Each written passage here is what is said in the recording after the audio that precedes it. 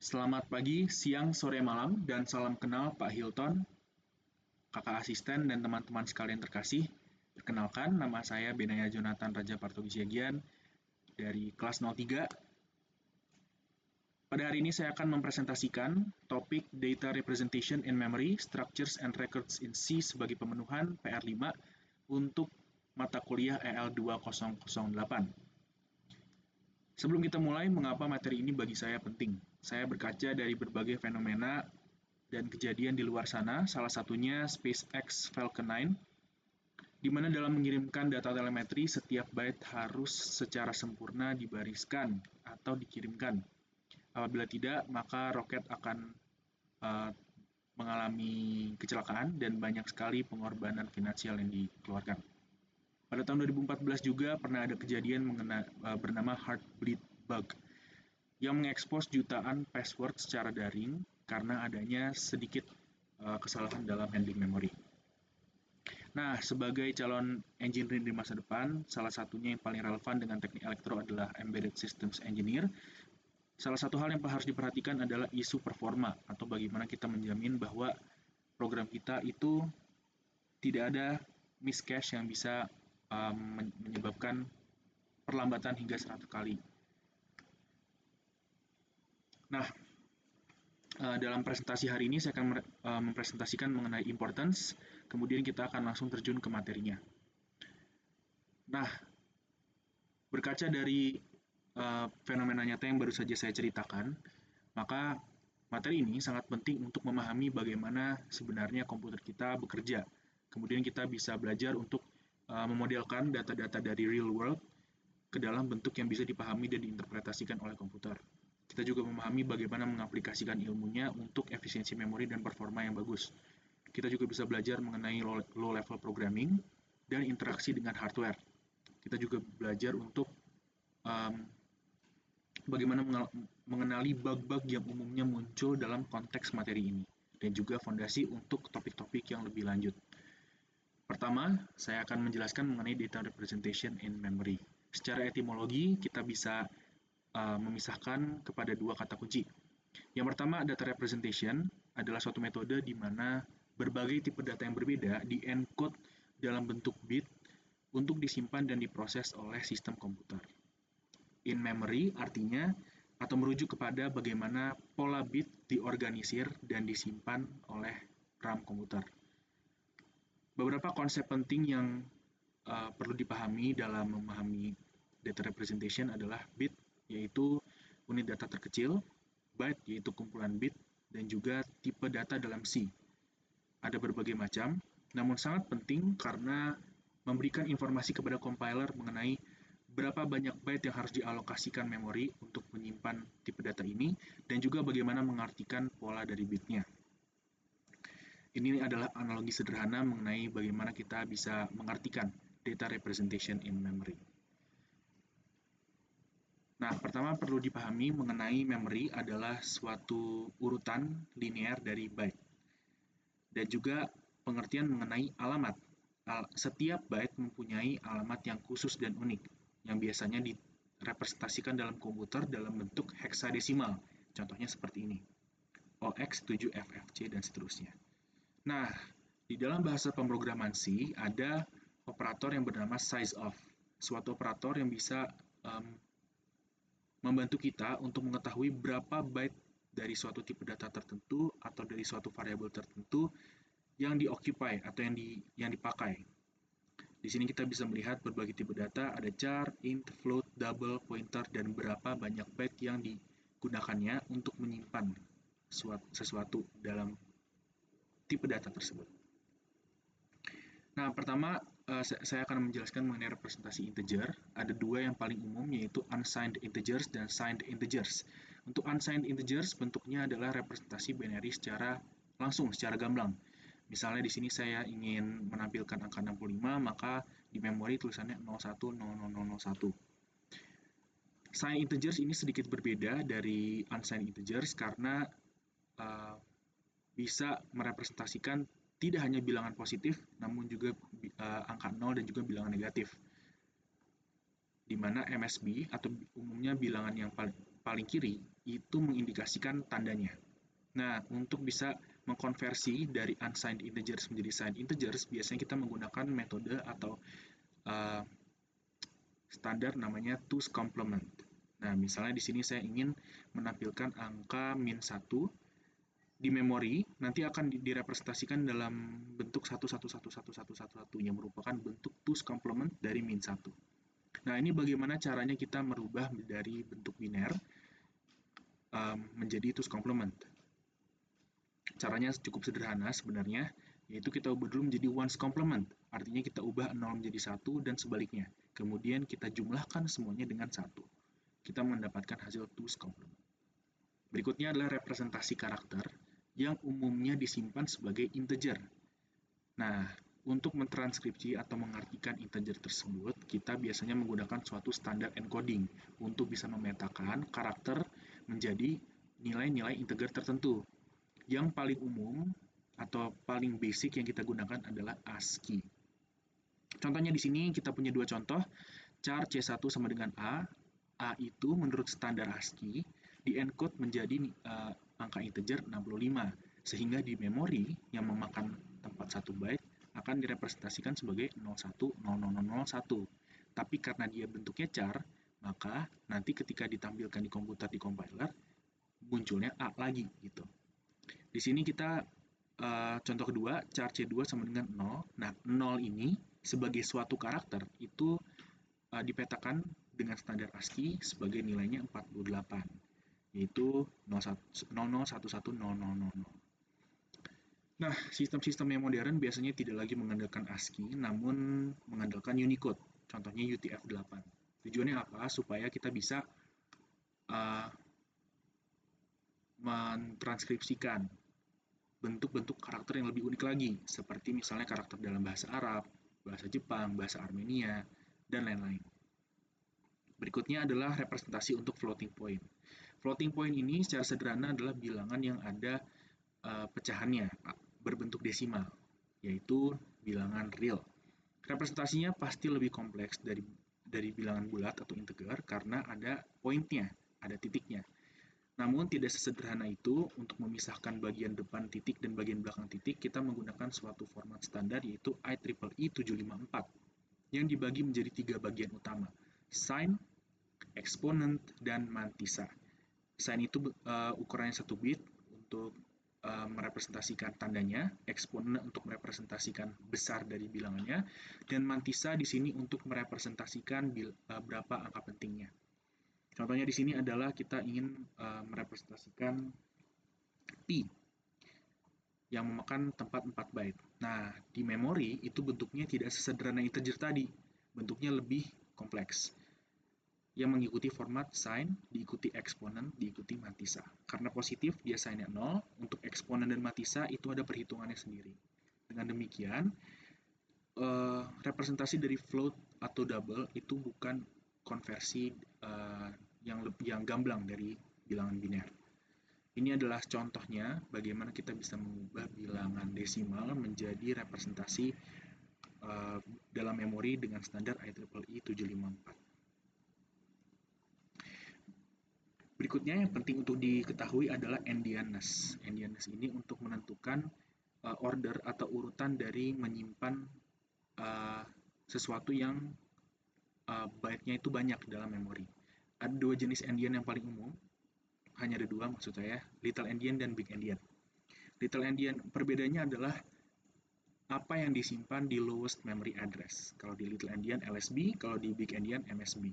Little endian ini bacanya seperti bahasa Arab dari kanan ke kiri, lebih umum dalam arsitektur komputer yang diproduksi baru-baru ini atau modern, yang diproduksi Intel atau AMD dengan arsitektur x86 atau x64. Big endian ini memang lebih human readable karena dibaca dari kiri ke kanan, namun sudah tidak umum digunakan, lebih umum digunakan dalam arsitektur yang sudah lama atau networking atau jaringan. Nah, ini adalah salah satu contoh. Misalnya kita mau menyimpan suatu bilangan 0x123456778. Kita mau menyimpan mulai dari address 0x100 nih. Tapi kalau di Little Endian kita mulainya dari belakang, 78, 56, 34, 12. Big Endian kita mulainya dari depan, 12, 34, 56, 78. Ini adalah visualisasi sederhana mengenai bagaimana kita bisa menyimpan suatu data dalam Big Endian order atau Little Endian order.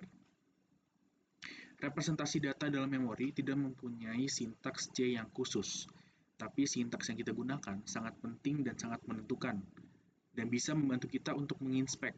Inspek itu artinya kita benar-benar melihat uh, tipe datanya, ukurannya, bagaimana dia diinterpretasikan, gitu. Di sini saya mengambil contoh misalnya baris 6, int bintang pointer sama dengan tanda dan i. Artinya kita mengalokasikan sebesar size of int pointer bytes dan juga yang isinya atau menyimpan uh, alamat dari i. Nah, ini adalah sinteks untuk menginspeksi. Bisa dilihat untuk berbagai tipe data yang berbeda, misalnya integer, kita untuk menginspek, kita bisa menggunakan tanda %d, untuk U, %u, untuk karakter atau C, %c, dan seterusnya. Ini adalah salah satu case-case kecil dalam bagaimana kita mendeklarasikan berbagai jenis tipe data. Dan kira-kira bagaimana sih dia disimpan di dalam memori dan interpretasinya. Contoh pertama adalah untuk exam score. Contoh kedua ini untuk exam index, dan yang ketiga ini adalah mengenai pointer. Nah, ini cukup menarik, di mana untuk pointer ini menyimpan tempat di mana skor itu disimpan. Jadi kalau misalnya skor di sini itu ada pada alamat 0x10, maka skor pointer yang ada di alamat lain, misalnya 0x30, itu akan menyimpan suatu nilai yang nilainya adalah 0x10, yaitu alamatnya dari si skor. Ini adalah salah satu contoh implementasi dalam program. Sebenarnya ini adalah akumulasi atau rangkuman dari example case yang tadi dan juga syntax yang tadi, untuk benar-benar melihat kalau di komputer saya, ketika saya compile programnya, program C ini, bagaimana sih karakternya ini disimpan, address-nya di mana, kemudian size-nya berapa. Di sini bisa kita lihat values and sizes dan juga representasinya, bagaimana dia direpresentasikan dalam bentuk hex misalnya. Oke, kemudian kita akan lanjut ke bagian berikutnya, yaitu structures dan records. Pertama perlu dipahami bahwa record bukanlah suatu istilah, keyword, terminologi, atau tipe data yang biasanya atau lazim digunakan di bahasa pemrograman C, seperti bahasa pemrograman lainnya, seperti Pascal. Dalam C, konsep record atau himpunan dari berbagai tipe data yang dinaungi oleh satu nama, itu diimplementasikan dengan menggunakan structures atau struct. Dengan demikian, penjelasan setelah ini akan lebih banyak berfokus kepada struct. Structure adalah tipe data yang didefinisikan oleh pengguna atau user yang menghimpun berbagai variabel yang berbeda yang bisa mempunyai tipe data yang berbeda-beda pula dalam satu nama. Contoh paling gampangnya untuk ini adalah KTM, kartu tanda mahasiswa. Satu KTM dengan nama KTM bisa menyimpan berbagai informasi mahasiswa, seperti nama, alamat, kemudian usia, kemudian NIM, yang tentu mempunyai tipe data yang berbeda-beda. Misalnya NIM itu karakter, atau misalnya usia itu integer, dan lain-lain. Sehingga dengan menggunakan structure, kita bisa lebih mudah dan lebih modular dalam melakukan organisasi data, manajemen data, dan juga readability. Nah, dua behavior utama dalam structure ini adalah memory allocation dan member access. Ketika kita mendeklarasikan suatu variabel struct, compiler itu mengalokasikan suatu blok memori yang cukup besar untuk bisa menyimpan semua member-membernya. Member-membernya ini maksudnya seperti tadi, nama, NIM, usia, di dalam suatu variabel struct KTM. Nah, Member-member di dalam suatu struct itu bisa kita akses dengan menggunakan dua operator, dot dan juga arrow. Dot itu untuk uh, variabel secara langsung, arrow itu untuk pointer. Kemudian perlu juga dikenali mengenai behavior padding and alignment. Nah, padding ini seperti namanya, kita seperti menambalkan sesuatu, yaitu beberapa alokasi tempat memori yang ekstra, yang tidak digunakan, yang tujuannya sebenarnya adalah untuk efisiensi memori dan juga peningkatan performa. Impact-nya atau dampaknya dari padding and alignment ini bisa jadi ukuran dari struct yang kita alokasikan itu lebih besar daripada penjumlahan dari individunya masing-masing. Sederhananya tidak berlaku uh, superposisi. Jadi penjumlahan dari uh, name, usia, misalnya totalnya berapa byte? Misalnya 10 byte. Bisa jadi struct-nya secara keseluruhan itu 12 byte, 14 byte, lebih besar. Nah, kenapa? Setelah ini kita lihat visualisasinya. Di sini saya mau kasih contoh struct student. Didefinisikan dengan karakter A, karakter B, dan integer C. Nah, karakter A dan B ini memakan tempat 1 byte, seperti yang sudah saya jelaskan dalam data representation in memory sebelumnya. Sedangkan integer C ini memakan 4 byte. Di dalam arsitektur komputer ini, data itu diproses dalam 4 byte. Sehingga kalau misalnya C kita letakkan tepat di sebelah B, maka diperlukan 2 kali clock. Nah, padding dilakukan dengan mengisi 2 blok di sebelah B yang kosong dengan blok yang kosong. Sehingga untuk mengolah C, kita bisa melakukannya secara sekaligus, dalam 1 kali clock saja. Nah, ini adalah salah satu contoh program yang kalau kita uji nanti, kita bisa lihat bahwa size dari structure-nya ini lebih besar. Jadi bukan, kalau di sini seharusnya kan 1 tambah 1, 2 tambah 4, 6. Di sini ukurannya akan lebih besar, yaitu 8. Ini adalah contoh lain dari padding and alignment yang lebih rumit lagi, yang bisa mengextend dari ukuran 8 byte menjadi hingga 12 byte. Nah, sintaks-sintaks yang umum digunakan dalam structure adalah pertama mendefinisikan structure type. Contohnya di sini adalah struct, kemudian nama dari tipe data umumnya, kemudian kita spesifikasi di dalam kurung awal apa saja tipe data lain dan juga members-nya. Nah, di sini semikolon itu sangat penting untuk kita gunakan. Kemudian di sini kita bisa mendeklarasikan variabel-variabel dari struct. Jadi misalnya point P1. Jadi ada suatu point P1 yang rinciannya atau isinya itu ya seperti yang di atas, integer X, W, dan char label. Nah, ini adalah salah satu contoh untuk mengakses member. Seperti yang sudah dijelaskan tadi, di sini kita menggunakan operator titik atau dot, karena tidak ada digunakan pointer. Nah, dalam bahasa pemrograman C, type def ini bisa digunakan untuk kemudahan. Supaya di sini kita tidak perlu menggunakan sintaks berlebih, kita tinggal langsung memasukkan studentnya aja. Jadi kita mendefinisikan struct itu sebagai student. Jadi kita deklarasinya menjadi lebih mudah. Oke, di sini saya akan menjelaskan contoh-contoh kasus. Di sini saya menggunakan student record. Di sini saya memberi nama Ani Lestari. Dan di sini adalah contoh kasus untuk poin-poin atau titik dalam geometri, yaitu suatu titik dalam diagram Cartesius yang didefinisikan oleh absis dan ordinat. Kemudian di sini saya ingin memberi contoh mengenai implementasi dalam program. Nah, implementasi ini saya meminjam soal-soal dari praktikum PMP atau PMC pada masanya tahun 2019. Nah, di sini problemnya adalah melakukan perhitungan perkalian cross, membuat suatu program yang menerima masukan 2 set vektor dari pengguna. Tipe datanya dipergunakan merupakan vektor yang terdiri dari 3 variabel, X, Y, dan Z. Kemudian akan ditampilkan hasil perhitungan cross product dari kedua vektor. Asumsikan input pengguna selalu benar dan tidak perlu dicek lagi. Di sini ada tes vektornya, dan di sini adalah programnya. Pertama kita memasukkan library yang dibutuhkan, kemudian kita menggunakan struct vector untuk mendefinisikan tipe data yang ada dalam vektor, member-membernya apa aja. Kemudian kita mendeklarasikan variabel-variabel dari vektor itu sendiri. Di sini saya menggunakan vec berukuran 3, vec 0 digunakan untuk input dari vektor A, vec 1 digunakan untuk input dari vektor B, dan vec 2 digunakan sebagai hasilnya.